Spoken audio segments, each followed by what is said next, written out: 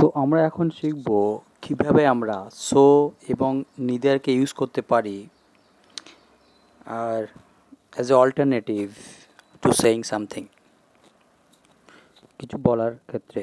যেমন সো আমরা নর্মালি কি বলি, আই অ্যাম টায়ার্ড মিনস আমি ক্লান্ত। তো আর অপরজন কি বলতে পারে, আমিও ক্লান্ত।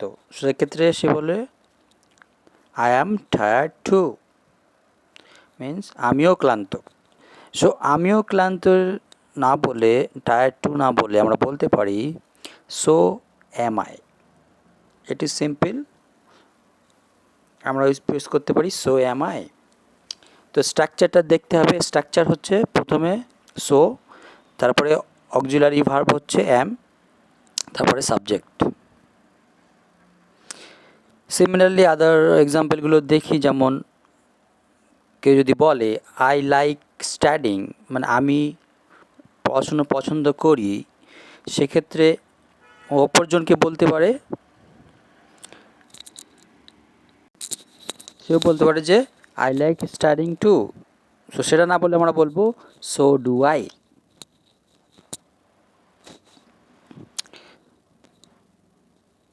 সো আই অ্যাম হ্যাপি, আমি খুশি। সো আমিও খুশি, এটা বলতে গেলে আমরা বলবো সো অ্যাম আই।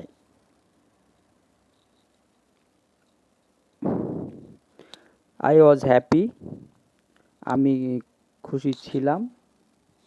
তো আমিও খুশি ছিলাম বলতে গেলে বলবো সো ওয়াজ আই।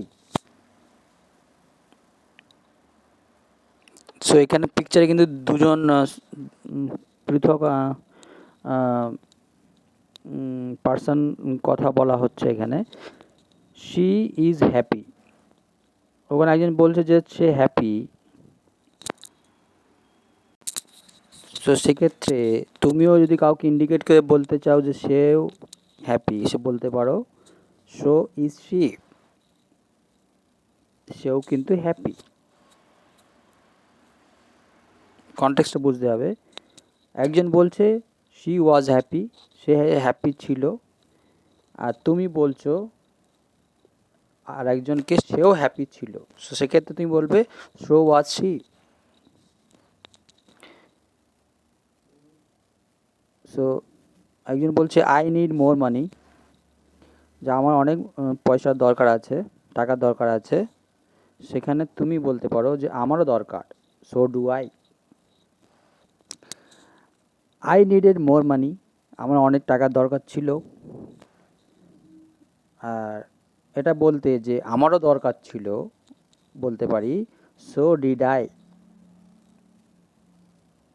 যেখানে একজন বলছে যে স্টিভ পিৎজা পছন্দ করে, সো স্টিভ লাইকস পিৎজা। আর তুমি বলতে চাইছো যে ম্যারিও কিন্তু করে পিৎজা লাইক, সেটা বলতে চাও সো ডাজ ম্যারি, ম্যারিও পছন্দ করে। যেখানে একজন বলছে she can play the guitar, সে বলছে যে সে পারে গিটার বাজাতে, সো তুমিও বলতে চাইছো যে আমিও পারি, সো ক্যান আই, আমিও পারি।